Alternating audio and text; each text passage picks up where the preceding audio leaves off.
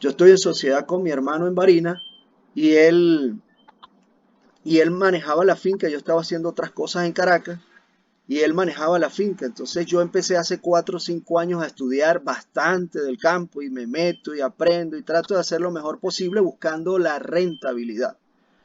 Bueno, el grupo, después de esa visita, que más o menos fue como febrero, lo creamos para esa fecha. Empezamos 4 o 5 personas que nos preguntábamos qué era eso de la ganadería regenerativa y resulta que en Venezuela hay mucha gente que lo practica hace tiempo, gente que tiene 3, 4, 5, 6 años sin colocar un solo milímetro de veneno a sus potreros para matar las mal llamadas malezas, como usted las nombra. Después en abril seguimos conformando el grupo, en mayo, en junio, y así nos fuimos dando cuenta de que nos uníamos más y más. Hoy, para alegría, usted forma parte de ese grupo, somos 300 personas, incluyéndolo a ustedes, a los compañeros colombianos, a los mexicanos, gente que ha hecho de esto una pasión y que sabe mucho de esto, bastante de lo que es la ganadería regenerativa. De verdad que esta experiencia para nosotros ha sido totalmente enriquecedora. Nos has completado, hemos invitado mucho más gente y hemos avanzado tanto que logramos a través de un amigo venezolano que ya había planificado, que también tiene tiempo trabajando con esto de la ganadería regenerativa, que es un muchacho joven pero que ha sido muy ávido de esta información, que se llama Jair. Él anda haciendo conferencias, entrevistas y andaba batallando y luchando solo. Y bueno, se unió a nosotros, nos unimos a él y él logró hacer esta invitación al doctor Gaviria y a un grupo de venezolanos que también está tratando de trabajar duro con esto acá. Y tenemos ya un curso de pastores para Venezuela con el doctor Gaviria y una conferencia que van a dictar este grupo de Colombo venezolano de ganadería regenerativa. O sea que esto ha sido todo una explosión, gracias a Dios de la Virgen, de haber iluminado y hemos tratado de difundirlo mucho más, porque yo pienso que, así como usted nos va a comentar ahora un poco más de lo que es la rentabilidad, porque aquí cambia uno el pensamiento, uno siempre andaba detrás de la mejor vaca, y aquí nos dicen, no, no tienes que andar atrás de la mejor vaca, tienes que andar detrás de tus hectáreas de la finca, ¿cuánto más puedes producir en tu finca? Porque si tú andas pendiente de que tienes una vaca buena y tienes una finca de 20, 30 hectáreas y resulta ser que las otras 20 estás abandonándolas porque estás pendiente de tu vaca buena. No, es preferible una vaca, es preferible 10 vacas de 4 litros y no una vaca de 20, porque tienes 10 Por supuesto. becerros, porque esas vacas se adaptaron. La de 20 tienes que tenerla encerrada con aire acondicionado, con condiciones particulares para poderle ayudar a ella. Y después de ahí nos han enseñado los asesores, pero es que no, son tres cosas juntas. Es el suelo, es el hombre y es el animal que tienes ahí. Eso es correcto, Basilio. Me parece que es un excelente resumen, pero todo termina en la salud del suelo. Y eso es lo que tenemos que trabajar todos. En esta Cuando tenemos lámina un que está suelo ahí, sano, usted hizo ya los canales de te agua, cambió ¿verdad? la vida. ¿Cómo? En esta lámina usted muestra lo de los canales de agua que hizo para aguantar el agua, ¿verdad? Sí, nosotros empezamos a hacer algo que se llama cosechas de agua. Entonces, en una parte eran unas curvas de nivel simplemente, en otras ya eran unos arillones más altos para guardar agua para el verano, porque terminamos entendiendo que entre más agua tuviéramos disponible, hay un tema que yo llamo el agua más costosa es la que no se tiene. Y en la finca dejamos de hacer heno, dejamos de hacer silo, porque empezamos a aprender a regar, pero para regar hay que tener agua. Entonces empezamos a cosechar todo el agua que podíamos y empezamos a regar algunas áreas, lo que nos permita la capacidad de lo que tenemos. Eso nos cambió la vida, porque antes estábamos entonces con las cosechadoras, con las ensiladoras, y eso tienen, como digo yo, dos momentos felices, el día que las compras y el día que las vendes, porque lo demás es un dolor de cabeza. Por lo menos aquí no tenemos una escuela de personas que capaciten en el uso de esos equipos. Y entonces aquí hoy en día eso vale una millonada, Basilio. Y resulta que le entregas ese equipo a una persona que lamentablemente no tiene la capacitación adecuada para manejarlo. Entonces tú no puedes, yo prefiero vacas hoy que comprar una cosechadora o que comprar una unificadora. Habrá zonas donde esa es la solución, ni modo, nosotros no decimos que eso no se debe usar. No, no, de ninguna manera. Uno tiene que hacer en su finca, Basilio, lo que le funcione y con lo que tú realmente tengas un negocio que te funcione organizadamente. O sea, yo no descarto ninguna posibilidad, porque hay gente que es muy exitosa aquí haciendo silos y otros haciendo heno.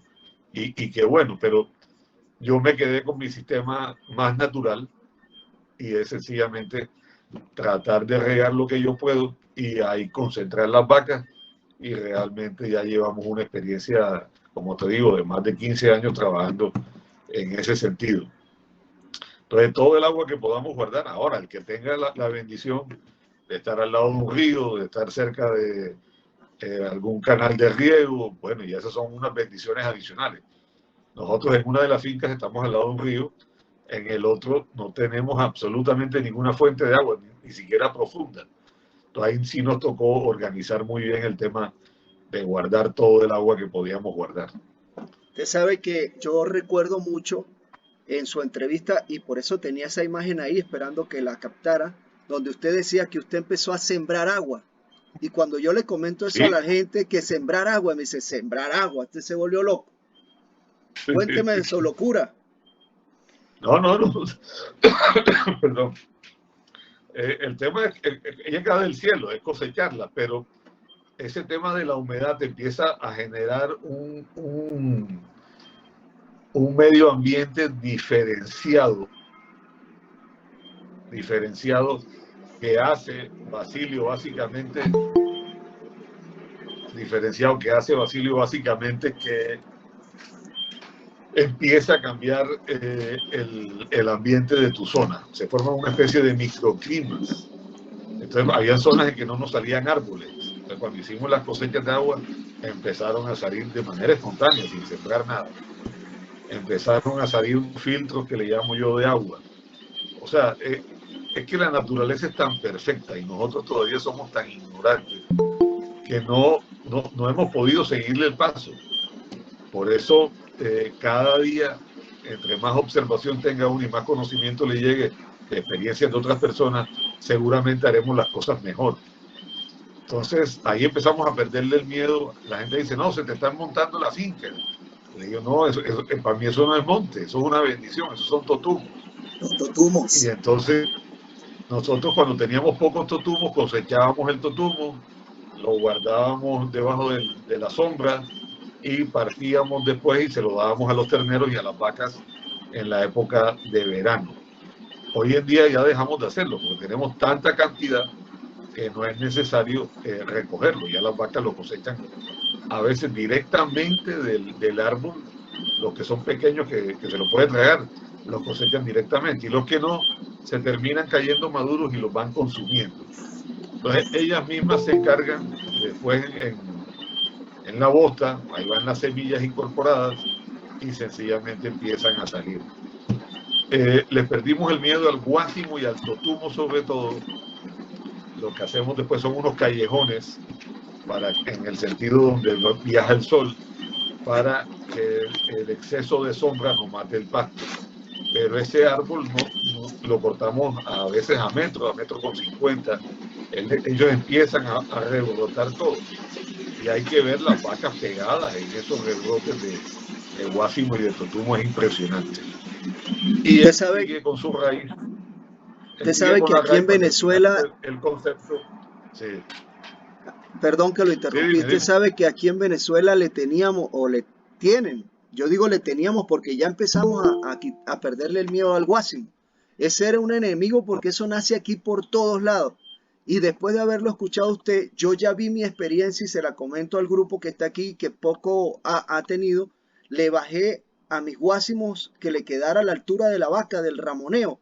Y es impresionante cómo Así le es. caen al guásimo, al samán, al matarratón, a colerratón. Y es como usted dice, todo. dejar que la naturaleza se pronuncie. Y esas son las proteínas que después compramos en alimentos proteicos para nivelar el animal. Y está ahí en el campo. La comida está ahí. Entonces, ¿qué estábamos haciendo? Entonces, casualmente en la entrevista de Diego, él me decía que bueno, pero que en verano los pastos diferidos, que ese es otro tema, los pastos diferidos, eso es leña, que no sé qué cosa. Le digo, sí, pero esa leña la tenemos en el momento en que explota la producción de los frutos, de los guásimos y de los totumos y de los campanos y del trupillo que llamamos aquí, y eso sencillamente balancea la dieta de los animales. Por lo menos aquí en la zona nuestra, en verano es cuando tenemos los animales en la mejor condición corporal, es cuando los animales se preñan, es cuando nos va mejor. Y es en la época seca, pero ¿por qué? Porque ahora sí tenemos comida. Antes no Ahí, teníamos. Antes teníamos la pastura que se secaba y se degradaba porque los suelos no estaban sanos. Ahora los suelos están sanos, están ricos, están vivos, tienen actividad. Entonces ya el tema cambió. usted sabe que recuerdo la experiencia suya con el asesor americano que fue a visitarlo, que había visitado a su papá y que le dijo, pero José, ¿qué hiciste con la finca? ¿Acabaste la finca? Se recuerda que van caminando en el carro, perdón, en el carro, usted le va mostrando la finca y le dice, acabaste con la finca de tu papá. Todo el trabajo que él hizo lo echaste por la borda, como está esta finca. Así es, así es. No, no, eso fue muy impresionante porque alcanzamos a meter un ganado a uno de esos potreros que decían que estaban sucios y ver cómo las vacas ni siquiera tocaban el pasto al principio, sino aquí sale mucho una cosa que se llama, Basilio, no sé cómo se llamará ya, es un arbustico que le, perdón, que le llaman palito de agua, le llamamos aquí. Entonces, eso hace ver el potrero perdido porque sale tanto y como él crece un poco más que el pasto, tú no ves el pasto. Entonces resulta que yo empecé a darme cuenta fue por los caballos. Entonces, yo iba en el caballo, entraba al potrero a revisarlo y el caballo no andaba porque quería estar comiéndose la hojita. Entonces ya me causó curiosidad y empecé a observar las vacas cómo se comportaban con eso. Y me di cuenta que las vacas se le iban encima y dejaban la varita peladita. Y digo, no, pero ¿qué estamos haciendo, por Dios? Por eso ese concepto se cambió totalmente. Nosotros ahora vamos detrás de las vacas, lo que ellas no fueron capaces de comerse, sobre todo lo que tenga algo de espina, como la zarza y eso, ahí sí intervenimos y hacemos un control, podemos hacer un toponeo. Yo aclaro esto porque yo sé que eso para algunos es un pecado, decir que no, yo sí tengo un tarrito de veneno en mi finca y cuando tengo, por ejemplo, la salsa la controlo. Yo sé que hay personas que dicen que los ganados se las consumen, pero yo tengo vacas de leche, Ok, entonces ok, yo dale, evito que la vaca se me puye y se me pierda la uva, pero no pretendo acabar la salsa. Es que el problema es cuando nos dedicamos a acabar con algo. Entonces, no, tenemos una zona donde las vacas casi no entran y yo ahí tengo unos núcleos de salsa. ¿Por qué? Todo lo que Dios puso en este mundo, Basilio, tiene una función. Que nosotros no sepamos para qué es, esa es otra cosa. Y eso me pasó con un pasto que sale aquí, que le llamamos Enea, que seguramente ustedes la tienen identificada, que aquí le hacían la guerra y eso le echaban veneno por todos lados. ese no es el Esa Enea, acabarrico. un día que... No, el acabarrico es otra. Por ahí hay una de las fotografías donde hay un potrero que estaba muy bonito y yo me iba para la casa feliz de la vida y al día siguiente cuando llegaba encontraba el potrero pues, entre el meón y el gusano acabado. O sea, tuve comida ayer, no me la alcancé a comer y se la comió fue el gusano. Pero era porque no teníamos ni el suelo sano ni teníamos el ecosistema produciendo el control biológico. Entonces, ese día, eso es en unos canales, eso sale en los canales, y yo iba caminando revisando casualmente porque había un ataque de gusano en ese momento. Y cuando veo que sale una manada de unos pajaritos muy pequeñitos que tenemos acá, y esos se abalanzaron sobre los gusanos y estaban dándole, se los estaban comiendo todos. Entonces yo le pregunté al muchacho que trabaja conmigo y le digo, ven acá, ¿de dónde salieron los pájaros? No, esos pájaros hacen los nidos en la Enea, venga para que vean. Entonces ya él me muestra. Y ahí me di yo un golpe en la cabeza y digo, otra vez confirmo la teoría de que la naturaleza es muy sabia y nosotros somos muy ignorantes todavía. Yo estaba acabando con el ecosistema que me permitía el control biológico del gusano. Entonces, yo sé que el gusano no se va a acabar, porque eso es parte del ecosistema, pero hoy en día los ataques son mínimos a lo que teníamos antes. Y el control lo tengo en la finca. Antes, cuando venía un ataque, salíamos corriendo con la fumigadora y a tratar con un insecticida, pero el insecticida te mata al gusano y te mata a todos los insectos benéficos que estabas cuidando. Entonces la pregunta es, ¿qué estamos haciendo? Estamos haciendo más daño que beneficio. Pero no ¿Sabe, sabíamos en esa época. sabe que este invierno apliqué lo que usted me dijo, ¿no? Lo que yo escuché en su entrevista, porque usted decía, cuando me llegó el gusano, yo corría a comprar veneno, ahora no. En un principio usted ¿No? el primer método que hizo fue que metió su ganado a comer y comió más proteína porque comió hasta gusano. Sí, pero ahí hay un comentario importante ya que tocas el tema. No seguí insistiendo en la variedad de pasto, esa que tenía, y dejé, como te digo, el ecosistema que produjera el control biológico. Pero ahí empezaron a salir unas pasturas nativas que antes no nos gustaban a nosotros, pero a la vaca le fascina. Y ya empezamos a hacerles estudios y resulta que tienen unos tenores de proteína que muchas veces son superiores a los de muchas especies de esas que traemos de otro lado. Entonces, otro error costosísimo que estábamos cometiendo. Basilio, entonces cuando tú vas sumando todo lo que nos gastábamos en la forma de tener la finca, como dicen, bonita para el ojo de uno y maluca para el ojo de la vaca, y resulta que mira lo que tenemos hoy en día. Eso que tú estás viendo ahí es una explosión de leguminosas revueltas con pasto. El ganado cuando entra ahí, eso es una locura. No, es que a uno le provoca ponerse a comer con ellas, te lo juro. Es emocionante. Eso, Entonces, cuando uno eso, tiene los monocultivos solos, eso es un desastre, porque ese suelo no está bien, ¿no? Definitivamente no está bien. eso es lo que usted La comentaba del, biodiversidad, la biodiversidad es fundamental, fundamental. Hay que tener de todo en el potrero. eso es lo que usted comentaba de la finca bonita para mis amigos, pero fea para mi vaca. Así es. Pero ojo, ¿dónde está la plata? La plata está ahí, gastándola y metiéndole La plata está veneno, ahí. destruyendo los pastos, destruyendo los suelos, acabando con todo eso y comprando complementos o suplementos minerales proteicos para compensar lo que usted estaba matando.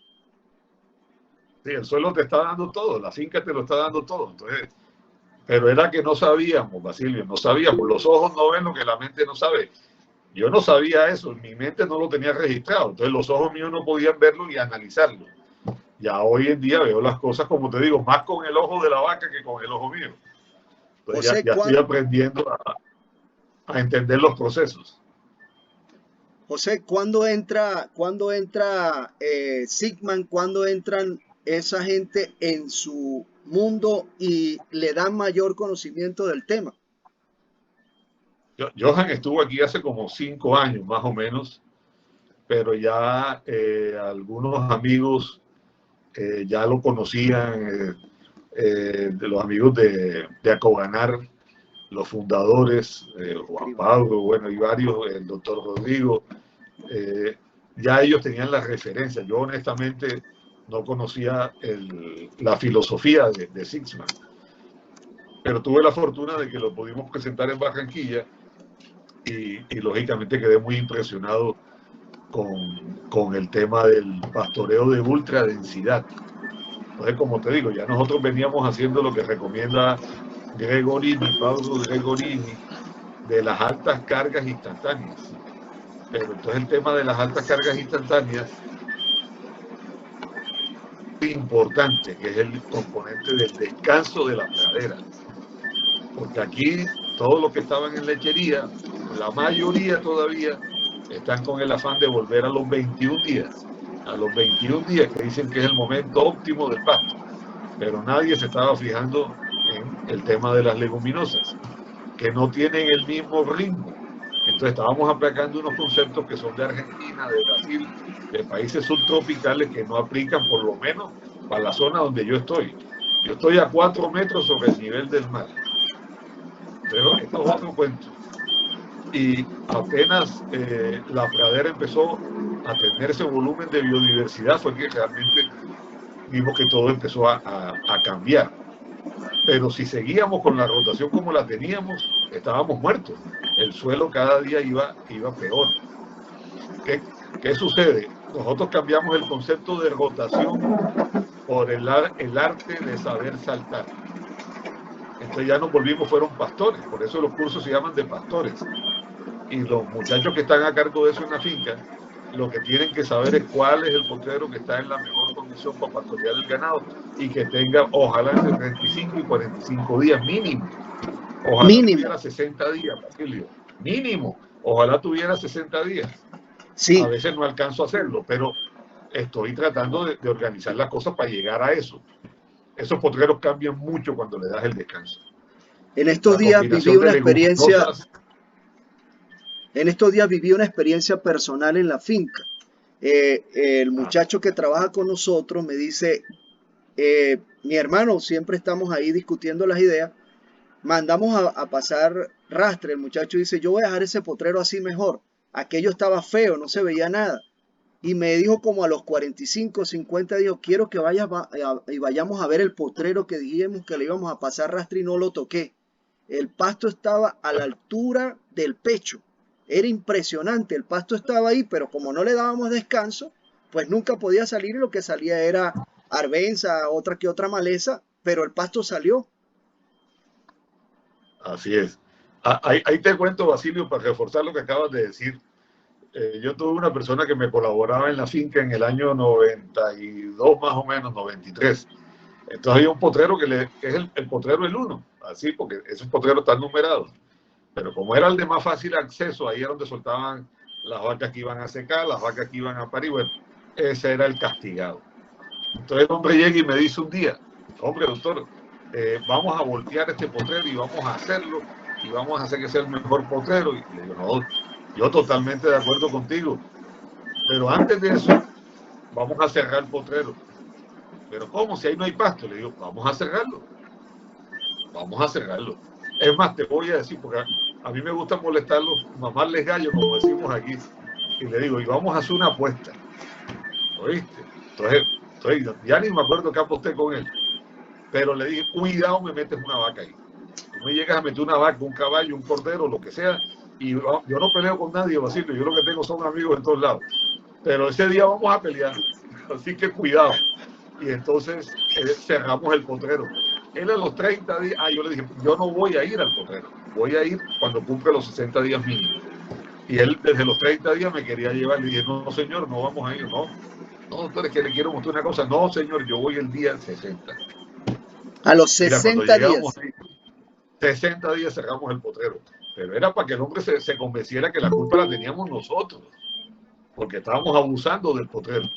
Mira, cuando entramos, lo que te pasó a ti, la altura de la pastura, pero en combinación con muchas arbences, mucha leguminosa, eso era un espectáculo. Mira, esa es la famosa cabarrico, esa que acabas de poner. Esa es la Aquí, Cabarrico. aquí le tenían pavor a eso. Mira, los millones de dólares que nos gastamos los ganaderos fumigando eso entre jornales y venenos de la Down, yo creo que no hay calculadora para sacar la cuenta, ¿viste? Usted estaba metido en el lote que gastó veneno ahí. Ese es uno de los lotes que antes, eso no lo podíamos ver ninguno. Salíamos corriendo a fumigarlo. Así. Hoy en día el ganado entra y se lo come perfectamente, pero es que ese tiene una raíz que va rompiendo el suelo. Entonces tú todavía ves aquí ganaderos que cada 5 años meten unos subsoladores y vuelven a sembrar pasturas. Ese es el subsolador natural, Basilio. Cero costo. Fija nitrógeno, tiene alta proteína. Entonces, como digo yo, la solución la tenemos y nosotros gastando plata en otras vainas, no hay derecho. Hemos sido muy ignorantes mucho tiempo. Doctor, acaba de entrar el amigo que nos encendió la chispa, por lo menos a mí, y me hizo motivar a mucho más gente, el Chino Silva. Chino, gracias por llegar. Andaba manejando y lo hice, le estaba escribiendo por WhatsApp mientras hablábamos. Dijo, ya me voy a conectar. No sé dónde, si se paró en la carretera o dónde se conectó. Pero ahí está conectado. A lo mejor ahorita nos hace una pregunta. Aprovechando, doctor, una pregunta que no hemos tocado mucho ese tema. El tema del ganado. ¿Sabe que recuerdo mucho la experiencia suya de aquella conferencia donde estaba usted hablando de ganadería regenerativa? Y el hombre en su entrevista usted comenta que le preguntaba, pero dígame, ¿por qué no le voy a colocar desparasitante a mi ganado? Ese otro gasto impresionante de cajas y cajas de desparasitante, de vitaminas a meterle al ganado. Cuéntenos su experiencia, cómo le ha ido con el manejo del ganado y lo que es la vacuna y los desparasitantes y todo esto que le metemos nosotros al ganado. Esas son unas anécdotas muy bonitas porque la persona era Randall Grooms. Randall es un profesor de la Texas A&M, ya jubilado, pero él es ganadero, él nació en la finca, en el campo. Y nos pareció muy interesante unas charlas que le vimos en Houston en una ocasión, y yo lo invité a Colombia, y Randall vino, lo trajimos 2 veces. En la primera venida, él estaba hablando sobre que no era necesario, fue la primera persona que le empezamos a escuchar algo que iba en contravía de lo que prácticamente nos obligaban a hacer, porque decían que se nos iban a morir las vacas. Entonces yo como soy médico, yo decía, pero por Dios, esta vaina no tiene sentido. Pero bueno, yo no me sentía todavía con la autoridad para discutir esos criterios. Y Randall estaba haciendo su presentación. Las preguntas estaban organizadas para que fueran al final de la charla. Pero en la primera fila había un amigo, él es bastante robusto, entonces de esos hombres cachetones, rosaditos, simpático el hombre, bueno, y el hombre levantando la mano y levantaba la mano y levantaba la mano. Y entonces ya Randall, hombre, no, pero déjenlo que el señor haga la pregunta. Entonces el señor se levantó y dijo, hombre, doctor, usted nos está diciendo que no es necesario que purguemos las vacas. En esa época nos recomendaban cada 6 meses todo el ganado. No es necesario, que tal y tal. Y explíquenos por qué, yo no entiendo eso. Las vacas se nos van a enfermar, se van a morir. Entonces él se lo quedó mirando y le dijo, señor, ¿usted hace cuánto que no se purga? El hombre se levantó en la silla y se tocaba la barriga y decía, pero venga acá, doctor Randall, ¿yo para qué me voy a purgar si yo estoy más saludable que quién sabe qué? Le digo, bueno, es que ese es el punto. Las vacas suyas, si están gordas y bonitas, ¿usted por qué las quiere pasar por la manga, encerrarlas y darles aguja? Eso no tiene ningún sentido. La vaca suya tiene la homeostasis, o sea, tiene la vaca no tiene ninguna patología. Todos tenemos algunos parásitos, pero el cuerpo se encarga, Basilio, esa es la belleza de la naturaleza, de mantener una homeostasis, se llama un equilibrio. Entonces, si la vaca está en equilibrio con el medio ambiente, no necesita que tú la purgues. Entonces, el cuento es bueno porque salió la gente para el coffee break y como nosotros éramos los organizadores, la Corporación Cebista del Caribe, resulta que nos fuimos a esperarlos y la gente no llegaba. ¿Y qué pasó aquí? Todo el mundo sale corriendo para el refrigerio y resulta que el hombre, todo el mundo llamando a la finca, oiga, no vayan a purgar las vacas escoteras. Ahí empezamos con las vacas escoteras, pero en esa época, Basilio, no teníamos la biodiversidad que tenemos hoy en día. Entonces, cada vez hoy en día que me ofrecen los productos, yo les pido el favor a los amigos de los laboratorios, porque seguimos siendo amigos, a pesar que ya no les compro muchas cosas. Resulta que yo les digo, no, háganme un coprológico y vamos y lo revisamos. Y entonces, si realmente vemos que la vaca tiene síntomas clínicos, signos clínicos, o sea, una vaca que esté manciada, pelúa, triste, que no esté comiendo bien, que no esté preñada, tú dices, bueno, debe tener algo. Y posiblemente sea una alta carga parasitaria. Pero eso pasa en los animales también desadaptados. En los que están adaptados, eso no les pasa. Y resulta que los coprológicos de las vacas me salen normales. Entonces, ¿yo por qué tengo que gastarme ese mundo de plata, darle ese manejo al ganado, de encerrarlo 2 veces al año cuando la misma vaca ya encontró el equilibrio? Entonces, Ju- entre menos intervenga uno, muchas veces es mejor, pero hay que darle las condiciones a la vaca en el potrero, porque ella se está comiendo ahí algunas arbences de esas, que yo no sé cuáles son, que le ayudan a mantener ese equilibrio. Entonces, volvemos al cuento de siempre. Yo tengo unos muchachos que van, yo digo, perdón, utilicé más la Universidad Nacional de Colombia todos los años pasa por la finca. Van en un bus todos los muchachos. Y lógicamente, cuando yo empecé a aplicar estos criterios y las vacas toman agua en los agüeyes y todo lo demás, y todo el mundo con los pelos de punta, de que no, pero ¿cómo así? Y le digo, oiga, venga acá, porque eso yo no lo sabía, se lo aprendí a Alan Savory. Y le dije, ¿y usted cree que las manadas allá en África las encierran y las pasan por la manga para purgarlas? Y cuando le van a dar el agua, ¿tienen algún filtro de agua? No, los animales toman ahí. Y ellos, su organismo está preparado para asimilar, digamos, ese agua que se está tomando y eliminar los insectos, o perdón, los insectos no, los parásitos que se puedan ingerir o las bacterias que se hayan ingerido en ese momento. O sea, estamos hablando de cargas normales, ojo. El tema no es para discutir de un agua contaminada o alguna cosa, pero un agua de condiciones normales, Basilio, no necesita uno estar interviniendo tanto. Ojo, de nuevo, la naturaleza sabe más que nosotros. Si no, esas Exactamente, vacas todas estuvieran muertas. exactamente. Muchas veces se nos van los esfuerzos financieros en cosas que el animal no los aprovecha.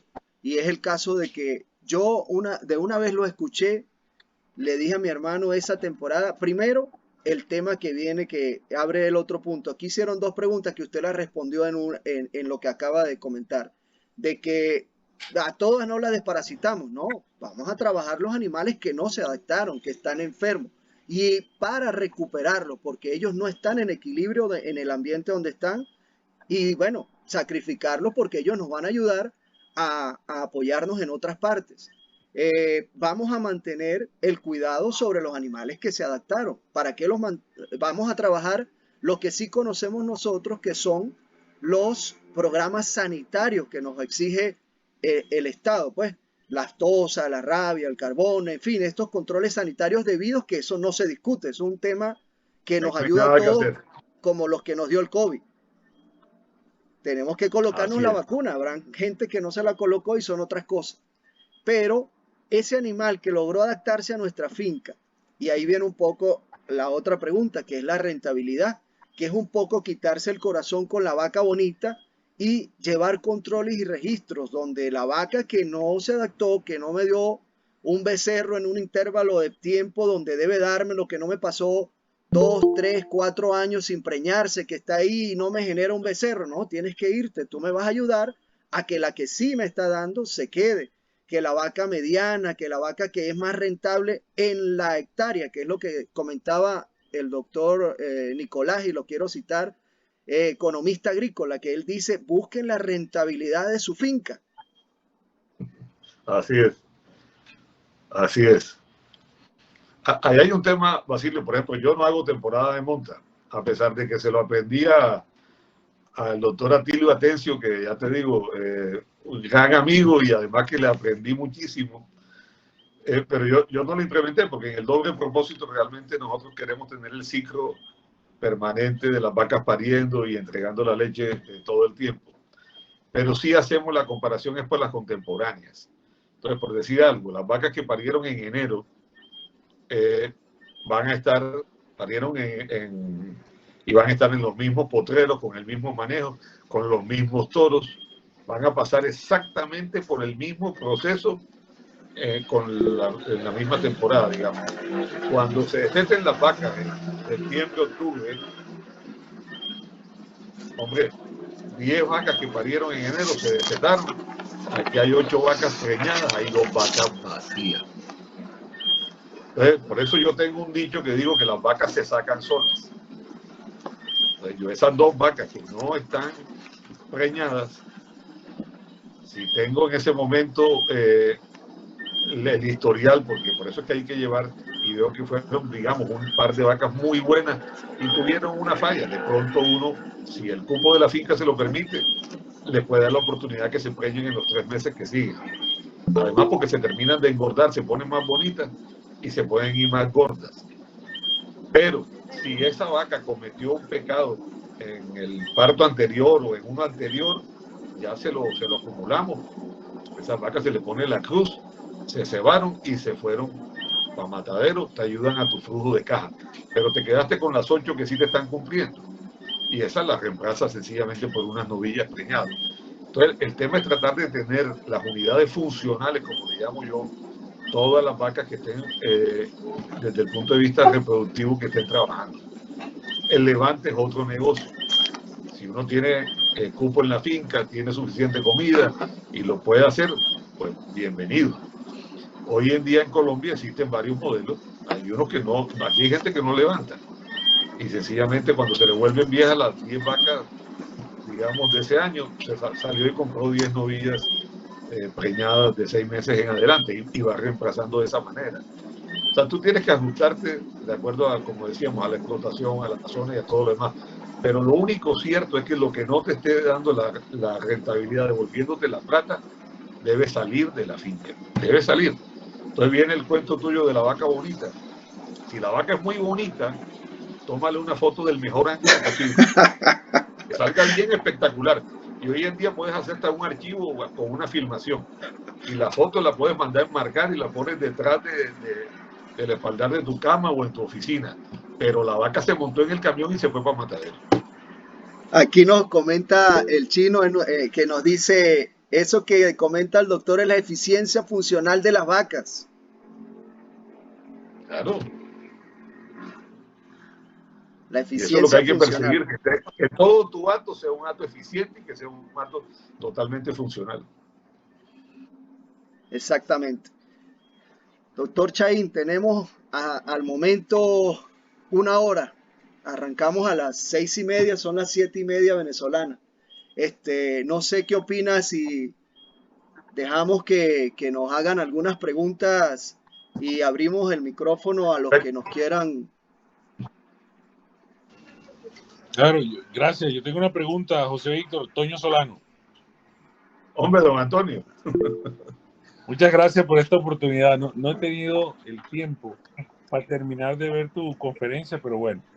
Tengo una discusión, primero un comentario, tengo una discusión con un amigo del llano, porque dice que algunos de los pastos naturales del llano le acaban los dientes a la vaca, entonces él está en contraposición de la ganadería regenerativa, que algunos pastos naturales en el llano, bueno, en Venezuela y en Colombia llano, nosotros no tenemos contacto con ese tipo de pastos, y qué tanto interviene el diente en esto.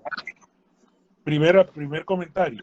Segundo, uno puede crear un hábitat, es una pregunta, José, uno puede crear un hábitat con un pastoreo, un silvopastoril, por ejemplo, y ir acostumbrando el ganado durante tiempo, hasta que lo haga a ese nuevo microambiente y microhábitat. Toño, en la primera pregunta, eso hay que hacérsela a los técnicos que trabajan en el llano. Yo no puedo resolver esa pregunta porque tú sabes que la zona nuestra es muy diferente. En la segunda no te entendí bien la pregunta, si es que hay que hacerle algún proceso a los animales para que entren en esto, no.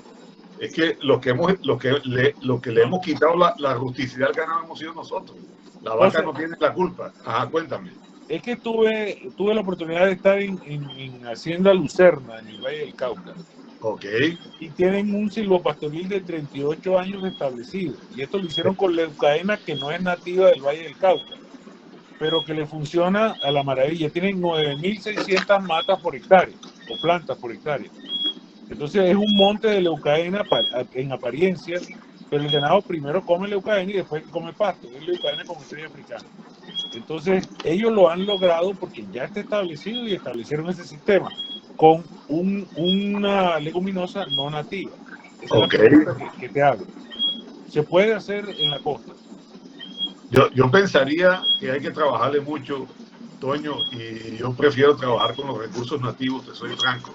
Eso que ellos tienen es un tema extraordinario. Yo de verdad siento envidia de la buena con ese proyecto de ellos allá, así como el de José Antonio Velázquez. O sea, son unos proyectos encantadores. Ojalá uno pudiera replicarlos del todo, pero eso ha sido un proceso muy largo y ya uno con tantas canas en la cabeza no tiene tiempo para ese tema todo. Entonces yo me voy a lo que me está funcionando, que son las nativas. Hablábamos ahorita del guásimo, hablábamos de todas las otras que tenemos acá. Y yo pienso que ha sido exitoso el modelo. Aquí está funcionando muy bien en general las personas que vienen trabajando en eso, ¿viste? Ahora, si quieres hacer una parcela demostrativa, yo te diría, hombre, háganlo a pequeña escala y si funciona, pues uno sigue para adelante, pero con esa precaución. Acuérdate que el medio ambiente que ellos manejan allá es muy diferente al nuestro. La zona es totalmente diferente. Dale, José, gracias. Gracias por la respuesta. Listo, Toño. Doctor, Bueno, aquí pregunta el señor Cipriano que cómo cambió su rentabilidad después de ir llevando los procesos, y creo que no escucharon ahí la primera parte donde usted decía que tenía una responsabilidad porque era el administrador de una sociedad que son sus hermanos y que tiene que mensualmente, semestral, llevarle su cheque y rendir cuenta. Compañero, aquí está lo que ganamos. No puede llegar a echar cuentos. Ahí no se pueden echar cuentos, Basilio. Pero la cuenta es sencilla. Don Cipriano, yo tenía los costos míos de producción eran muy elevados por todo lo que estábamos hablando.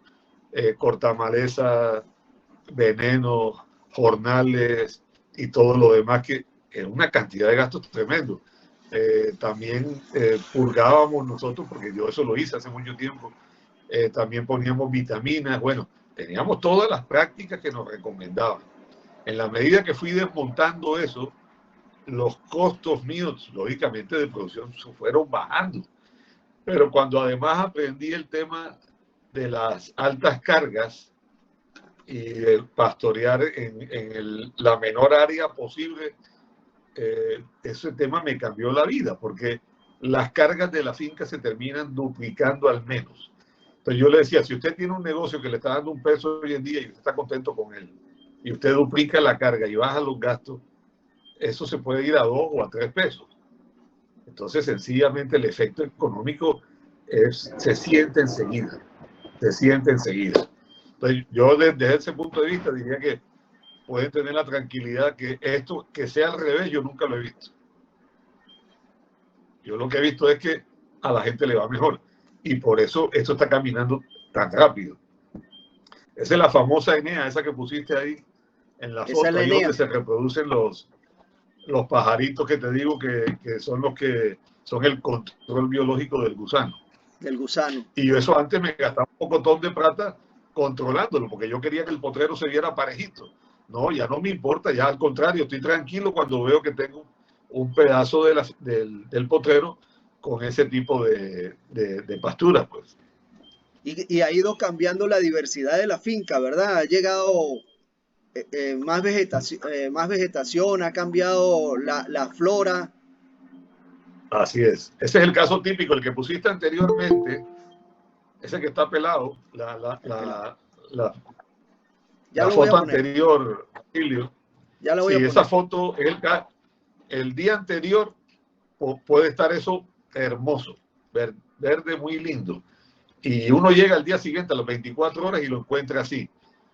Porque primero el suelo no estaba sano. Segundo, no tenía controles biológicos. Y eso cuando llega, todo lo que encuentra se lo lleva por delante. Entonces uno, incluso en invierno, nos podíamos quedar sin comida en un momento dado. Entonces eso era el colmo. Hoy en día esa preocupación, ya yo tengo, esa foto es de hace como 15 años o Ya, más. ya eso Ya no hay ningún eso área de no la se finca ve. que esté así. No se ve porque también yo salía entonces corriendo después y cayó un aguacero y volví a resembrar, pero resembraba el mismo pasto. No, ya yo dije, no, lo que salga, se quedó lo que salga. Y entonces empezaron a salir las pasturas nativas. Y entonces ya me cambió la película, como decimos. Eh, el Chino Silva, que cariñosamente lo llamamos así, hace una observación de que lo más importante en estos temas, que mantengamos los registros de la finca, los registros de eficiencia, los registros de los animales, que nos ayuden a tomar decisiones en los momentos claves. Denos su experiencia como productor. No, yo te voy a contar esta historia y por eso yo ingresé a la Asociación CEBU en el año 90 y en la asociación te exigen que lleves unos registros. Y yo lo que hice en ese momento, por eso yo con la asociación en muchas cosas estoy muy agradecido. Esos mismos registros que empecé a llevar, Basilio, los empecé a llevar en el ganado comercial. Entonces me acostumbré a llevar registros de muchas cosas. Y en el camino, pues había algunas cosas que de pronto no me resultaron útiles, los dejé de llevar. Pero siempre traté de llevar lo básico, lo que me permitiera tener, uno, el control del negocio y dos, poder tomar las decisiones que tomara con pleno conocimiento de que estaba tomando la mejor decisión. Si no tengo la información, no la analizo y no tomo decisiones, el negocio se va deteriorando. El éxito de esto es, como digo yo, esto es como administrar una tienda. Tú tienes que tener la cuenta de todo. Tienes que tener el negocio metido en la cabeza. Después llegaron los sistemas. Nosotros tenemos sistemas desde el año... Bueno, el primer programa de ganadería lo compré en el año 90, casualmente. Y hoy en día trabajo con el ganadero hace más de 25 años. Lo cambié como a los 5 años. Eso lo ayuda muchísimo a uno. Mucho, mucho, mucho. Pero yo tengo amigos que tienen el programa y son amigos míos y los quiero mucho, pero no lo alimentan. Y tengo otros que sí lo alimentan, pero no lo analizan. Y tengo otros que lo alimentan y lo analizan, pero no toman decisiones sobre la información. Entonces, uno tiene que hacer la tarea completa. Pero para terminar, digamos, el comentario, lo que dice tu amigo el chino es totalmente válido. Uno, si no tiene información, no puede tomar decisiones. Hay que llevar registro, lo básico, un cuaderno, una libreta, como quiera, pero lleve registros, tenga información. Doctor, no sé si tenemos otras preguntas, pero quiero comentarle que la experiencia suya en el tema, yo sé que usted comentó en alguna parte de su entrevista que llevaba el ganado de ordeño aparte y el ganado de cría aparte. Con esto le quiero comentar que yo empecé a implementar ya el sistema de pastoreo de ultra alta densidad, o sea, PUAT, trato de hacer más específico para los compañeros que nos escuchan, con ganado de ceba. Y los resultados de verdad han sido impresionantes. A pesar de que soy muy jojoto, soy un niño en bebé naciendo en la ganadería regenerativa, hemos visto el cambio del manejo de los potreros. Ahorita que viene el verano, creo que es donde nos vamos a ver con mayor fuerza, porque decía usted o dicen varios compañeros colombianos que el ganadero es bueno en el invierno. Vamos a probarnos en el verano para ver si nos pasa lo que usted nos dijo. Va a ver que le van a sobrar pasto y va a tener que buscar más animales o alquilar finca. Claro. Mira, Basilio, yo repito mucho una cosa que digo, ojalá yo hace 30 o 40 años hubiera tenido el conocimiento y la experiencia que tengo hoy en día. Y esa es la ventaja que tienen, digamos, los muchachos hoy, o los que no sean muchachos, pero que no han entrado en esto y están empezando, tienen la información. Entonces no van a cometer los errores que cometimos nosotros. Ya pueden arrancar de un punto básico hacia arriba. Esa es la parte, digamos, que ojalá se difunda toda la información, la gente tenga acceso a ella y tome las mejores decisiones para que su negocio cada día sea mejor, sea más rentable y sea responsable con la humanidad. Que nosotros tenemos un compromiso muy grande. Basilio, mira, yo le hacía esta reflexión el otro día a un amigo y lo dije públicamente en un homenaje que le hicimos a un viceministro que tuvimos aquí, que queremos mucho. Y yo les decía, yo siempre pensé que la profesión más noble que había sobre la tierra éramos los médicos. Y yo me jactaba de eso porque uno hace mucha labor social y todo lo demás.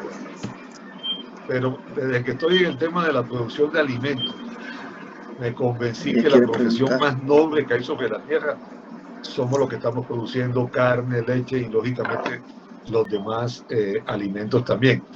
Pero además esa profesión todavía es más noble si estamos siendo responsables con el medio ambiente y con la biodiversidad.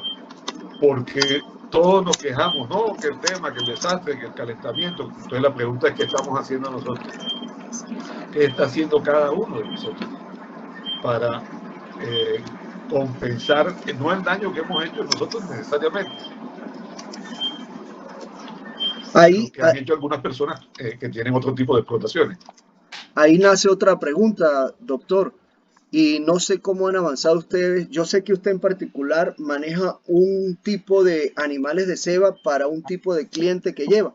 Pero ¿cómo han avanzado ustedes en algo que leí hoy, por cierto, del señor Leopoldo Viteri? Es también un ganadero regenerador y bastante promotor de la ganadería regenerativa, que lograron una certificación en su país de ciertos productos que están dándose con estas características particulares de cero agroquímicos, cero insecticidas, valga la redundancia si soy redundante, no soy el experto como usted siempre dice, yo soy un productor como usted, en que nuestros animales, así como nuestros suelos, pastos, son más sanos, nuestros animales pues van saliendo más sanos al mercado. Hay un tema, Basilio, mira, todo el mundo está pidiendo alimentos sanos, alimentos que sean inocuos, que no tengan trazas de ningún producto, digamos, que sea malo para la salud. Ahí es donde está el tema de la enorme responsabilidad que tenemos los productores de alimentos. Entonces, si hay un mercado creciente, tanto nacional como internacional, de ese tipo de productos, yo pensaría que la ganadería latinoamericana, por la forma como trabajamos aquí, que es a pasturas, somos los llamados a atender ese mercado. Lo que necesitamos básicamente son las entidades que nos puedan ir certificando. Leopoldo, porque Leopoldo es, como digo yo, uno de los cracks, para decirlo en términos futbolísticos, ya que está con la camiseta de la selección de Venezuela. Leopoldo es un número 10, es un Messi, y él está hoy en día, recuerdo que nos comentó, trabajando ya con el gobierno del Ecuador. Ojalá en los ministerios de nosotros tuviéramos personas que en Colombia las tenemos y en Venezuela yo sé que también las tienen, pero que estuvieran insertados ya en los ministerios, tratando de promover este tipo de producciones limpias, de este tipo de producciones que son amigables con el medio ambiente. A eso vamos a llegar, el camino va hacia allá. Ojalá, nosotros queremos tratar de acelerar lo más rápido posible. Imagínate, hace 10 años me dijo una coreana que era la CEO de una empresa muy importante, ella era la CEO para Latinoamérica, y tuvimos un encuentro por un tema de un tanque de pensamiento que habíamos realizado para esa empresa, y ella me empezó a preguntar que cómo veía yo la ganadería en Colombia. Entonces yo le di mi opinión, y después le pregunté yo a ella, ¿y usted cómo nos ve a nosotros? Y me dice, yo los veo que ustedes aquí tienen lo que nosotros queremos. Entonces yo le dije, ¿cómo así que lo que ustedes quieren? Me dice ella, estamos hasta aquí en Corea, está comprándole la carne a los americanos que vienen de los feedlots, animales que se vuelven monogástricos porque están comiendo grano desde que entran al feedlot. Pero además la grasa de los animales que están en feedlot, por el tipo de nutrición, ese colesterol no es amigable con el corazón. Entonces nosotros no queremos eso, nosotros queremos alimentos saludables para nuestro pueblo, para nuestra gente. La carne de ustedes y la leche de ustedes, que es a pasto, sí tiene todas esas propiedades. Entonces, por eso nosotros hablamos de carne verde y leche verde. Entonces, en algún momento, como te decía, tenemos que ser capaces de que nos reconozcan tanto en el mercado nacional como en el internacional de las cosas que estamos haciendo. Pero además estás cuidando la biodiversidad. Entonces, esto es un gana-gana por todos lados, Basilio. Así de José, sencillo. José, la señora María Valente quiere hacerle una pregunta. ¿Puede abrir su micrófono, señora Marianela, para que le haga la pregunta al doctor? Después el señor Manuel. Sí, quería preguntar si baja la carga animal en verano y si cambia también el tamaño del potrero ofrecido en verano. Bueno, señora Marianela, le cuento. Hacemos algo que se llaman pastos diferidos para el verano. Como ya tenemos los ganados concentrados, tenemos más potreros que podemos dejar solos. Las cargas de la finca se han ido aumentando paulatinamente, a medida que yo estoy seguro que puedo sostener ese ganado también en el verano. Y lo que sí es importante es que en el momento que vaya a dar el consumo de esos potreros diferidos en el verano, también ojalá sean cinteados. O sea, que el ganado no entre y atropelle el heno parado que queda ahí, sino que se lo vaya comiendo de manera organizada. Entonces, la respuesta es, si tuvimos un año bueno, si no tuvimos un año con mucha sequía, con muchos inconvenientes, y las lluvias fueron normales y los potreros diferidos están bien cargados, yo normalmente no hago ajustes, me quedo con la carga que manejo tradicionalmente. Si veo que tuve un año malo y no pude tener los potreros en el punto óptimo, pues sí prefiero descargar. Y siempre la descarga es con los animales inferiores, las que no se preñaron, las vacas de menos productividad. Entonces ahí viene el tema de que hiciste una buena labor y mejoraste un poquito el flujo de caja de la empresa también. Doctor Manuel, por favor, su pregunta. Doctor José, en primer lugar, muchísimas gracias a ustedes por esta información. Nosotros hemos aquí en Venezuela manejado el pastoreo Boazán. El doctor Humberto Osorio, inclusive aquí en el estado de Barinas, donde yo soy nacido, donde soy ganadero, donde tengo mi finca, no tan buena como la que tienen ustedes, pero finca al fin. Hemos tratado de aprender un poco y tenemos algunos ejemplos.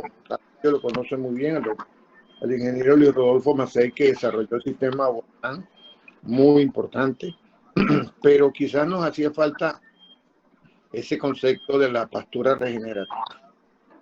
Creo que la combinación de ambos puede ser una expectativa muy importante para los productores con las pasturas. Tuve la oportunidad, yo soy graduado en Texas A&M, yo tengo una maestría en nutrición animal. Por allá, por los años 85, todavía no había internet, no había otras cosas, pero esa universidad ha sido por muchísimos años pionera, sobre todo en la zona subtropical de Estados Unidos, que es Texas. Y de verdad que estoy muy agradecido. Pero estoy consciente de que hay que manejar mucho. Allá se maneja mucho la parte del brain science, que no es más manejo de trabajo, y tiene mucho que ver con las cargas animales y con la capacidad de sustentación del pasto.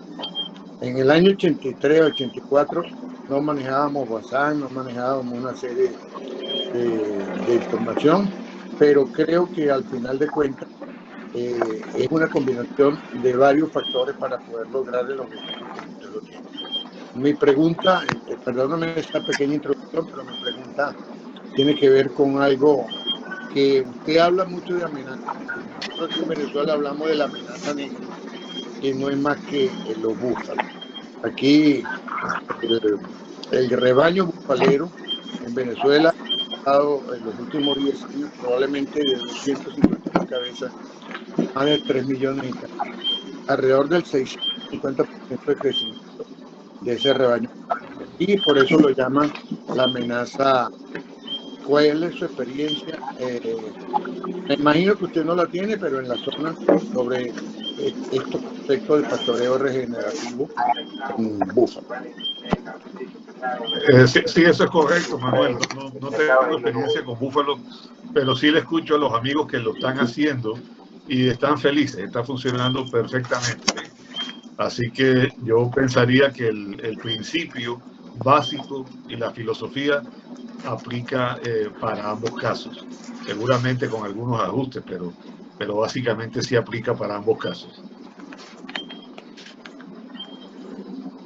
Doctor, buscando conclusiones. De verdad que esto ha sido maravilloso poderlo escuchar, maravilloso poder ver las expectativas de los compañeros que se pudieron hoy conectar, ser nuestro primera entrevistado, nuestra primera conversación con alguien que está practicando y que vio los resultados. Ahí está su vaca feliz, está su foto de su vaca feliz, ¿se recuerda? Ese es un concepto que manejamos aquí de vaca feliz. Entonces, pensamos que las vacas, para que produzcan bien, eso es como los humanos. Si no tenemos las condiciones adecuadas, sencillamente ellas no pueden ser productivas. Entonces, por eso yo repito mucho, la culpa no es de la vaca. La culpa generalmente la tenemos nosotros. Yo escuchaba esa pregunta suya y se la decía a los amigos que trabajan conmigo, le decía, la culpa es de la vaca, porque vamos a preguntarnos nosotros si la culpa es de la vaca, porque si la vaca me parió después de 4 o 5 años, pero yo hice con ella un buen proceso de manejo desde que nació, ¿cómo la llevé? Pero si no le dejé desarrollar sus sistemas reproductivos para que me lo diera a los 2 años el primer becerro y la maltraté, le exprimí toda la leche y no le dejaba comer nada y viene desnutrida, ¿cómo le voy a exigir ahorita a ella si yo no le di nada? Así de sencillo, Basilio, así de sencillo. No podemos, de los errores nuestros, no podemos tratar de culpar a los animales y ahí es donde viene todo este tema de la productividad y todo el tema de la productividad que va amarrado a una rentabilidad. Entonces, si no hacemos no le generamos las condiciones a estos amigos nuestros que son los que están produciendo, a estas vacas queridas, a estas vacas felices, no podemos exigirles resultados porque no les estamos dando las condiciones. Así que todo el esfuerzo es para que cada día tengan las mejores condiciones posibles y seguramente nos van a recompensar con mejor productividad. Esta foto que ve ahí es como ha ido cambiando el medio ambiente en la finca, ¿verdad? Con la llegada de estos visitantes. Eso es una locura. Eso es una locura. Por ahí han pasado finlandeses, alemanes, muchos europeos, y a veces les toca ver a las babillas tomando sol, a veces les toca ver todos los pájaros que tenemos silvestres, o sea, que llegan de todo tipo. No, los tipos dicen, esto es un zoológico, y nosotros bueno, que esa es otra historia. Estos alemanes eran unos señores de un sindicato muy importante en Alemania, que ellos tienen sus propios supermercados. Esos supermercados nada más le venden a los trabajadores de ellos. Y ellos me decían, esta es la comida que nosotros queremos allá, que vengan productos sanos, naturales, pero además que ustedes estén cuidando el medio ambiente, me decían. Entonces la gente se va muy contenta de ver todo eso. Doctor, ya un poco recopilando esta bella conversación que hemos tenido, le comento que hemos ido creciendo aquí en Venezuela con esto de Avenagar. Así quisimos llevarlo de la mano de los compañeros colombianos de asociar y trabajar en lo que es la Asociación Venezolana de Ganadería Regenerativa naciendo, porque solo es un sueño de un grupo de amigos que decidimos hacerlo, que decidimos implementar la filosofía que nos ha traído el señor Nicolás, usted con sus asesoramientos, el compañero Rodrigo Gaviria, que es el que anda, como usted dice, pateando a Colombia, enseñando y reseñando y volviendo a enseñar ese curso de pastores, llevando esas conferencias de ganadería regenerativa, escuchando al amigo Michael Roa, escuchando a Leopoldo Viteri, escuchando a los argentinos, los costarricenses, y hablando de esta revolución, no sé si se pudiera llamar así, porque ese nombre aquí pega un poco, de esta nueva, creo que usted lo comentó en una de sus conferencias, de ver cómo tenemos que estar claros y en la realidad que el cambio climático está golpeando fuertemente a nuestra tierra y tenemos una sola. Y si nosotros tenemos de nuestra mano que bastante nos están atacando por muchos medios a los ganaderos de que somos culpables del cambio climático y del daño ambiental que estamos haciendo, hacer o conseguirnos con esta alternativa de cambiar la rentabilidad de nuestro negocio, mejorarlo, pero además sentirnos complacidos de que estamos haciendo este beneficio ambiental porque estamos produciendo alimentos de calidad y en un medio ambiente donde ellos están viviendo de manera confortable, un buen vivir para los animales que al final van a ser nuestro alimento y que sacrificamos por nuestras necesidades. Así es, Basilio, y ahí es importante resaltar el otro concepto que manejamos mucho, y es que la vaca o la ganadería en general no es el problema. Las vacas y la ganadería que hacemos nosotros, regenerativa, es la solución a muchos de los problemas ambientales de este mundo. Yo creo que eso en el chat ya lo hemos puesto bastante, pero no está de más recordarles a los que no hayan tenido la oportunidad de ver Besa el Suelo, que ese documental sencillamente hay que verlo.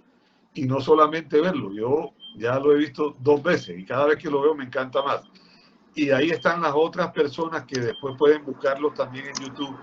Está Ray Archuleta, que es el agrónomo, y está el caso de Gabe Brown, que es el ganadero que estaba quebrado y que ya le iban a quitar la finca. Entonces, para los que andan preguntando por rentabilidad, Basilio, cuando se vean lo que le pasó a Gabe Brown, que sale ahí en vez del suelo, es lo que le cambia el chip a cualquier persona.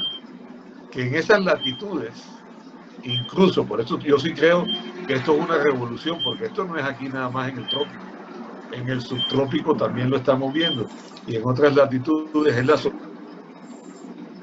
solución.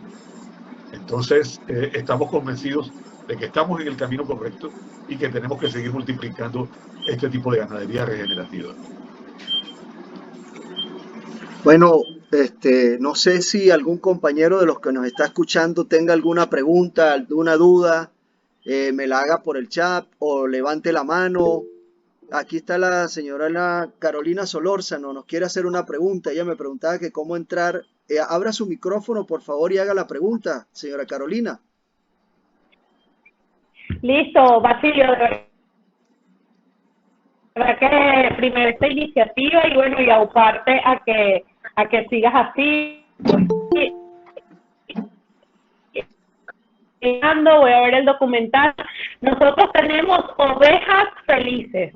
Tenemos un rebaño bien interesante y entonces ahorita estamos volcándonos hacia este tipo de ganadería y nos está costando porque hay un tiempo, una adaptación, unos periodos de descanso para los potreros y se nos está haciendo cuesta arriba y estamos en el ensilaje y en el heno. Entonces cuando lo escucho me resuena, me veo en ese espejo y le quería pedir un comentario que nos dé el espaldarazo, pues. Sí, Carolina, mira, en esto hay que insistir y persistir. En ningún comienzo, digamos, es sencillo porque estamos cambiando de, primero, como digo, para usar el término de hoy en día, hemos cambiado el chip, pero estamos tranquilos porque sabemos que sí se puede y que vamos por buen camino. Entonces, la recomendación es hacerlo lentamente, paso a paso. Hay que arrancar por una parte de la finca y cuando ya uno esté tranquilo de que sepa que ya tiene, digamos, el control absoluto y el manejo de lo que estás haciendo, ya puedes ir soltando alguna de las otras prácticas si es necesario, pero si lo estás haciendo bien y también te funciona, no dejes de hacerlo, porque esto no va en contra de los procesos. Si tienes un área con riego, que tengas un pasto de corte, si tienes una zona que estás produciendo un maíz o millo para ensilar y lo haces bien, y si tienes una zona que estés genificando, eso no compite con nada de lo demás. Así que por ese lado, tranquila. Mucho ánimo y para adelante, como decimos acá. Gracias, gracias. Basilio, por favor, incorpórame en Avenagar y en el chat. En todos lados, señor Carolina, escríbame al privado que seguro que la vamos a incorporar porque aquí sumamos, no restamos a nadie, todos para adelante. Gracias, un abrazo. Doctor, ¿cómo le ha ido o cuál ha sido su experiencia, que me gustó mucho cómo maneja, que usted dice que usted no tiene para pelear con nadie, puros amigos. Trabajar con los pastores ha sido muy difícil y me ha costado a mí con algunos de los muchachos que tienen el concepto, ese casé viejo de que no, que para qué, que cómo, que qué hacen. No hay cosa que convenza más, Basilio, que los pueda llevar a un sitio donde ya, digamos, vayan más adelantados. Porque eso, por mucho que uno le diga, si hay una persona, digamos, del mismo nivel, que se comuniquen y que reciba la misma información, a veces no es igual que se la diga a uno. Yo tengo un nivel de comunicación en mi finca totalmente plano, o sea, nos entendemos perfectamente y nos comunicamos muy bien. Entonces tal vez eso me ayudó a que los procesos no fueran traumáticos. Pero hoy en día tú los vieras a ellos cómo se sienten orgullosos de cuando la gente va y les pregunta por los procesos y ellos los explican, están absolutamente felices de poder pasar esa información a los demás. Así que yo te diría que ojalá haya un ejemplo cerca que lo pueda llevar sin ninguna dificultad, o para los otros amigos que están empezando. Y si no, hay que empezar poco a poco, poco a poco. Ellos mismos se convencen. Es un tema de que no hay que pelear ni discutir con nadie, hay que convencerlos. Hay un tema, hay un dicho que usan los abogados aquí y a mí se me pegó. Y él me decía, doctor, es mejor convencer que vencer. Entonces yo digo que eso aplica mucho para nosotros. Nosotros no queremos vencerlos y obligarlos a que hagan algo, sino necesitamos que cambien el chip igual que nosotros.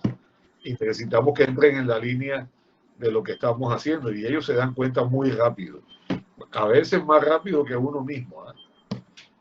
Tenemos a Adrián Morales que quiere hacerle una pregunta. Señor Adrián, abra su micrófono y haga la pregunta, por favor.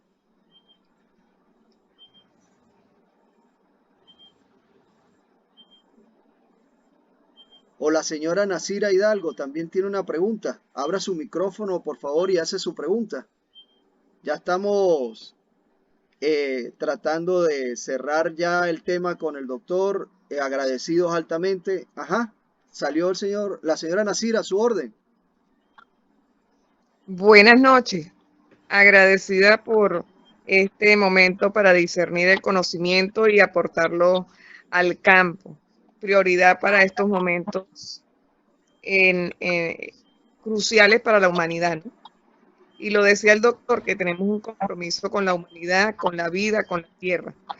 Doctor, quería preguntarles en estas anotaciones que ustedes planteaban con respecto a ese registro que debemos llevar, cuál es en lo básico que recomienda usted en el registro que debemos llevar.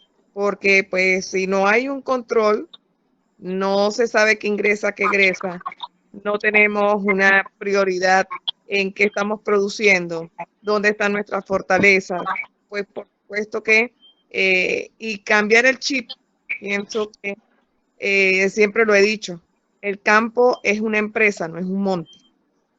Y como empresa debe tener una connotación. Entonces me gustaría que usted, por favor, me dijera cuál dentro de su experiencia fue esas primeras anotaciones que usted tuvo. Por favor. Yo le agradezco mucho el comentario porque me obliga a tocar un tema que no hemos tocado, Basilio. Y es el tema de que hay que dejar de ¿dónde vas? Voy para la finca. ¿Dónde vas? Voy para el monte. No. Ustedes lo que tienen, cada uno de ustedes es una empresa. Por pequeña que sea o por grande que sea, es una empresa agropecuaria.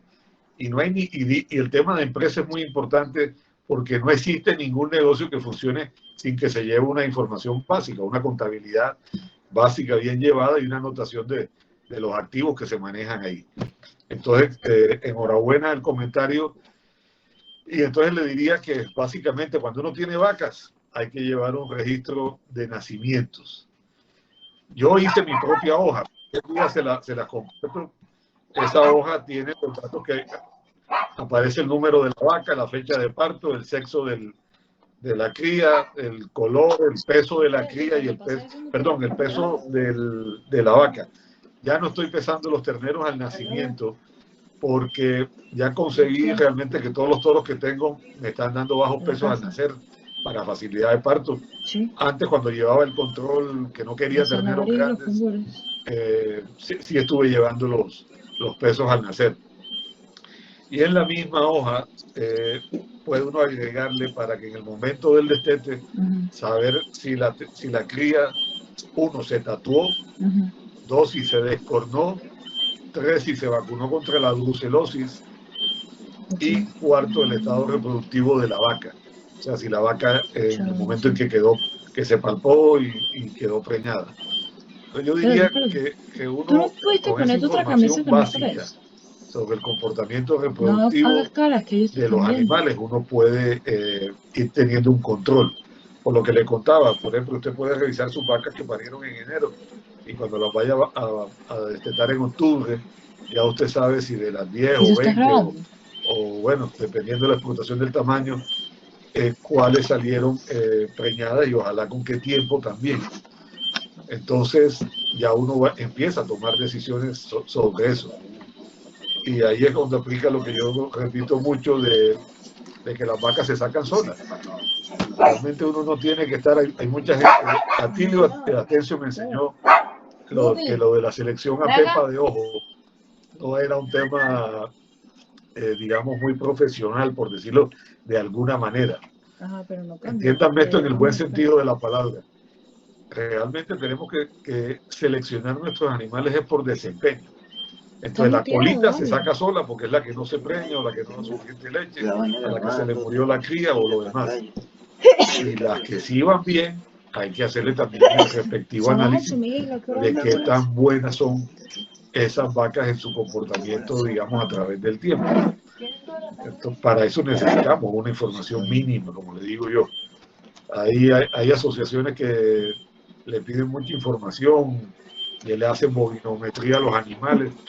Y la bovinometría me la da es la fertilidad y como le decía, y el desempeño reproductivo de la vaca.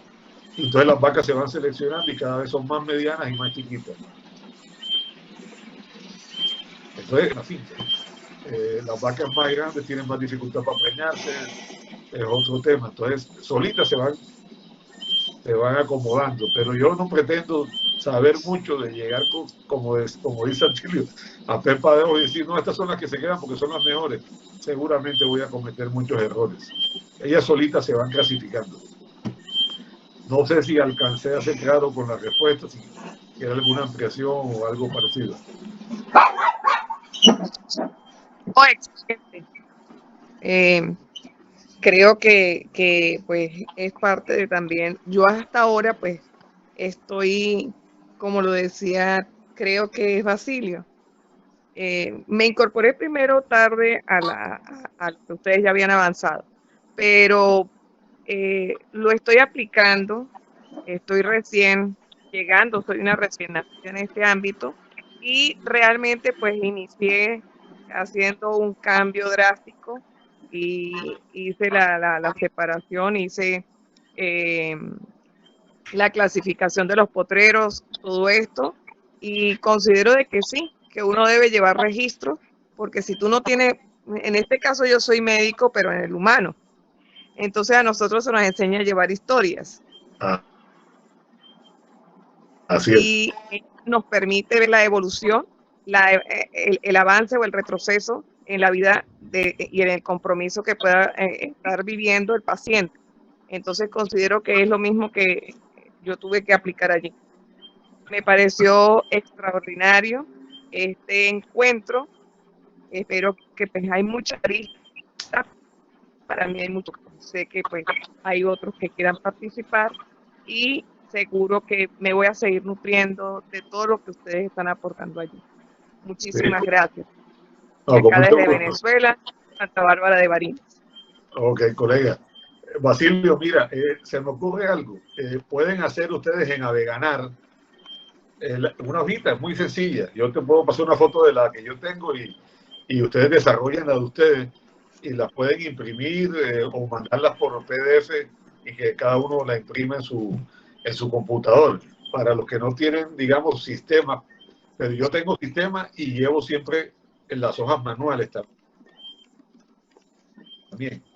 Las llevo en la finca. Perfecto, doctor. Entonces siempre tengo la información a la mano en la finca. Entonces es algo muy sencillo. Yo te mando el borrador de la que yo tengo y tengo, creo que tengo también las del pesaje de leche, otras cositas. Lo que les pueda servir, con mucho gusto se lo facilito, ¿viste? Perfecto, yo se los hago Ay, llegar a través de Aveganar. Perfecto, sí, ahí le puedes hacer con el socio tuyo que sabe mucho de esto y le pueden poner arriba el título de la asociación de ustedes, Aveganar. Perfecto, perfecto. Eso va generando sentido de pertenencia.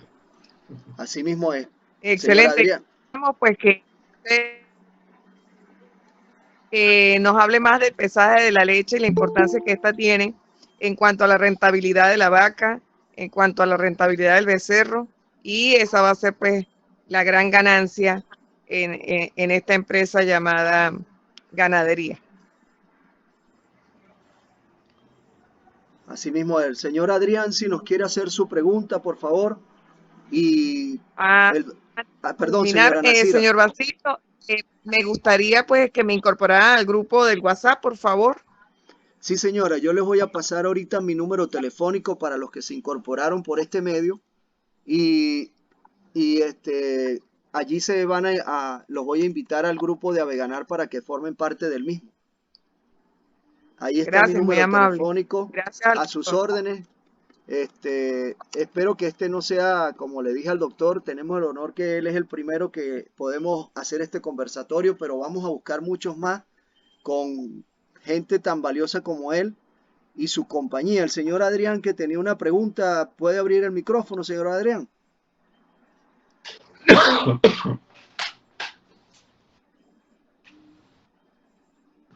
No, creo que el señor Adrián no tiene más. Bueno, doctor, de verdad, para mí ha sido un honor. Me siento totalmente orgulloso haberlo escuchado. Que esta no sea la primera vez que podamos compartir otras cosas más, como el manejo de esa bonita empresa que tiene esa foto ahí, que la puede apreciar la gente, que es a quien usted es el responsable de darle respuestas de cómo va el negocio, que es una de las cosas que lo motivó a que el negocio es familiar, pues que hay que darle respuesta a ellos, que ya no es solo los hermanos, las hermanas y los hijos, sino los nietos y toda la gente que se va incorporando y que la empresa se mantiene en asociatividad junta. Es una experiencia muy bonita. Así es, Basilio. Mira, no, de verdad que el honor ha sido mío de tener la oportunidad de compartir y de interactuar con ustedes.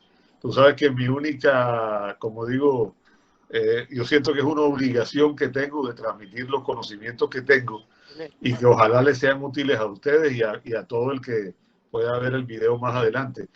Y lo más importante, que no cometan los errores que yo cometí cuando yo arranqué, porque de verdad que me costaron muchos dolores de cabeza y también me costaron mucha plata. Entonces, la idea es que los que arranquen ahora vayan sobre seguro y les vaya mucho, mucho mejor que a mí. Aquí le quiero comentar algo y bueno, ahí pediré disculpas después por el grupo porque el asesor técnico aquí no logró grabar el conversatorio, solamente quedó grabado de sonido, pero no de video. Lo transmitiré. Ah, no, me dice que sí, está molesto aquí, véale la cara, que sí lo grabó. Bueno, Dios mediante que todo nos haya salido bien, doctor, y agradecido con usted, este grupo de venezolanos que estamos. Yo voy a tratar de poner esto en el canal de YouTube también de Aveganar. Les doy esa primicia a los que están escuchándonos, que estamos tratando de difundir experiencia, doctor. Lo que hemos vivido, que lo vean. No sé si ya usted pudo asociarse al canal. Ahí estamos poniendo cada detalle. Sí, Esta mañana sí, puso un señor y nos regaló que le llegaron los trabajadores a la finca. No sé si pudo apreciar ese video esta mañana. Le llegaron los escarabajos esterquioleros y nos mostró que los tiene trabajando ya en la finca. No cobran prestaciones sociales, no cobran nada, vienen a trabajar. Así es. La naturaleza es muy generosa, Basilio. y lamentablemente nosotros no estábamos dejando que ella nos ayudara. Usted dijo unas palabras en una de sus entrevistas que dice, la naturaleza y la ganadería es tan fácil que nosotros la tenemos que hacer muy difícil. Nosotros somos los que la complicamos. Por eso Tom Lasseter es de obligatorio, es un libro que hay que leerse necesariamente para los que estamos en este negocio. Háganos el Tom resumen Lasseter, de la los libros para los que llegamos tarde, ¿qué nos recomienda leer y qué nos recomienda ver de No, yo video? te diría que Tom Lasseter hay que leerlo. Los libros de Atilio tiene un libro en el que habla de un artículo que te lo voy a compartir que se llama La teoría de la estupidez. Y es muy simpático porque lo conduce a uno sobre el tema de cuando uno va a adquirir un toro o a seleccionar un toro para uno, de los errores que cometemos a veces por no hacer la tarea como se tiene que hacer, por la falta de información, básicamente. Si tú te equivocas, Basilio, con una vaca, digamos que eso no te va a salir tan costoso, pero cuando tú te equivocas con un toro y tú te preñas tus vacas y después las destetas cuando paren las crías y después las levantas y las vuelves a preñar a ellas y espera, eso es un proceso, 4 o 5 años. Y al final, si te equivocaste, perdiste 5 años de trabajo. Entonces yo siempre le digo a los amigos, usted se puede equivocar en las vacas, pero los toros no se puede equivocar nunca, nunca. Y hoy en día con tanta información que hay de genómica, de marcadores genéticos, de pruebas de comportamiento, de DEPS, o sea, hoy equivocarse es muy difícil. Entonces, para eso es que son las herramientas, para utilizarlas y reducir el riesgo de equivocarse. Cuando empecé no existía nada de eso. Entonces uno tenía que escoger el toro, el hijo, ¿qué hacíamos? El hijo de la mejor vaca. Y eso aplica todavía hoy. La vaca que tenía pero la mejor vaca era la que tenía la mejor tarjeta, ojo. No era la vaca más bonita, ni la que daba más leche, porque hay muchas que dan mucha leche y no se preñan sino después de destetar. Estas eran las vacas que tenían las mejores tarjetas. Las vacas más productivas, de esas íbamos dejando los toros en la finca y eso siempre funcionó muy bien. Pero hoy hay unas herramientas maravillosas que hay que seguir aprovechando. Nos acaba de dar una sorpresa nuestro amigo Richard Álvarez, que dentro de un futuro próximo queremos que sea nuestro técnico certificador de ganadería regenerativa y lo mandaremos a hacer cursos. No sé cómo haremos para pagar porque esto es de productores. Y nos dice que ya publicó en el grupo el libro de Tom Lasseter. Hombre, excelente. Excelente. La otra bibliografía, bueno, lo que te comenté de Atilio, yo te puedo mandar los artículos. Hay un video de Alan Savory que necesariamente tienen que verlo porque él ahí es cuando cuenta que se dio cuenta que las vacas son la solución porque las grandes manadas se han ido disminuyendo. Y él cuenta la triste historia de que ellos estaban matando los elefantes porque pensaban que la degradación del suelo en África era por los elefantes. Pero cuando empezaron a matarlos, el proceso se aceleró. Entonces se dio cuenta que estaban cometiendo un error y pararon. Y reflexionaron y fue cuando él empezó a hablar del tema de mover las vacas como si fuera una manada, el cuento del pastoreo. Y les cambió totalmente el concepto. Él fue uno de los primeros que empezó a decir que la ganadería no es el problema, sino que la ganadería es la solución. Es obligado. El señor Pedro García. Disculpe, ¿Cómo? señor José, el señor Pedro García nos quiere hacer una pregunta hace rato y quisiera ya con esto que nos diera, escuchar su pregunta, nos diera su respuesta y ir cerrando, porque ya yo sé que ya es tarde, ¿no? Y nos fuimos más del tiempo, pero es que es tan bonito hablar de este tema y se va uno y se olvida de lo que está escuchando. Por eso he visto tantos videos y la invitación creo que es a estudiar. Tenemos que estudiar. Adelante, señor Pedro, díganos su pregunta, por favor. Pedro García. Bueno, primero que nada, buenas noches. Buenas noches a todos. Un saludo especial al doctor José, al amigo Basilio. Quería preguntar si hay algún control biológico específico, conocido para el tábano. Ya sabemos que dentro de la raza pues existen algunos con piel oscura, los criollos que tienen alta resistencia, todo esto, ¿no? Incluso de algunas razas que pues sus olores, digamos que orientan al tábano, pero me gustaría saber cuál es el control biológico específico para el tábano, si tiene la respuesta. Esa es una excelente pregunta y quisiera tenerte la respuesta, pero la zona donde estamos nosotros no hemos tenido, digamos, afectación importante por tábano, por lo tanto, de verdad que nunca nos hemos preocupado. Pero sí te doy el dato, el doctor Miguel Gómez, que entre otras cosas, Basilio, anótalo, a Miguel tienes que hacerle una entrevista. Miguel es un personaje, pero interesantísimo. Miguel es una de las personas que más sabe de controles biológicos en tábano aquí en Colombia. De tábano y de otras cosas, porque Miguel sabe de muchas cosas. Vale la pena que lo entrevisten y tal vez él sí pueda tener una respuesta que nos estás haciendo. Yo sé que él estaba trabajando con algo como una feromona que las atrae, como en algo de color negro, y entonces se pegaban y les estaba funcionando muy bien, pero además él tiene más información. Él tiene más información, de pronto puede ser más útil, pero yo sí no tengo mucha experiencia con eso, la verdad. Ah, ok, en todo caso, pues muchísimas gracias, doctor. No, señor, con mucho gusto. Para agregar algo a lo que conversabas ahorita sobre las herramientas en genética, yo básicamente me he dedicado bastante a la criopreservación de semen bovino, y pues en este mundo uno ve el mal uso que se le ha dado a esas herramientas, ¿okay? Porque recordemos siempre que la genética la utilizamos en favor o en contra. Así es. Entonces, muchas veces, ¿qué pasa? La mayoría de empresas se han centrado solamente en escoger no el toro mediano, pequeño o fuerte, sino todo lo contrario.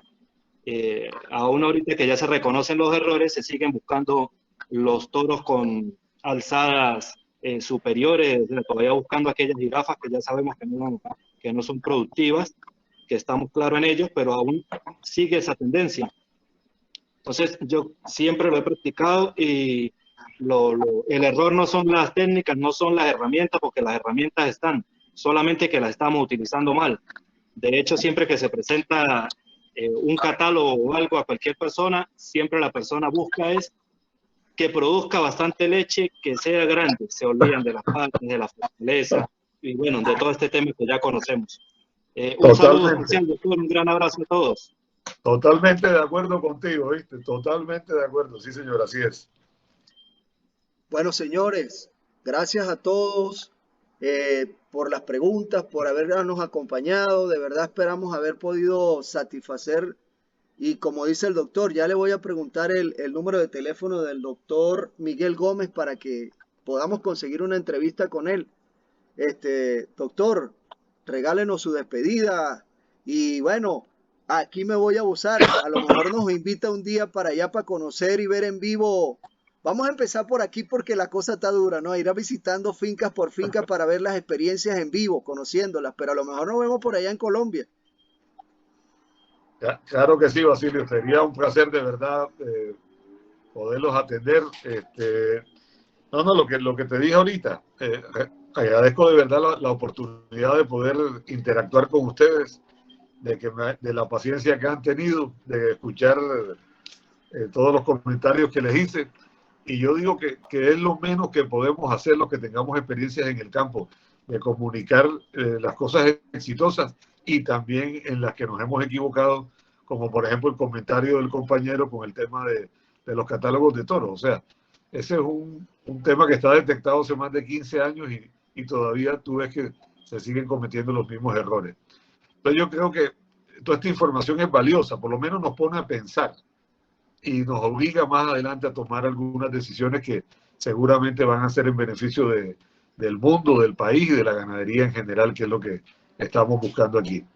Así que bueno, ojalá que me dé la sorpresa algún día y lo tengamos por acá. Amén, amén, doctor. Buenas noches, gracias. Buenas Nos despedimos. noches. Saludos a su gracias familia. a todos. Gracias, muy amable, sí señora. Buenas noches, hasta luego. Buenas noches a todos, gracias por participar.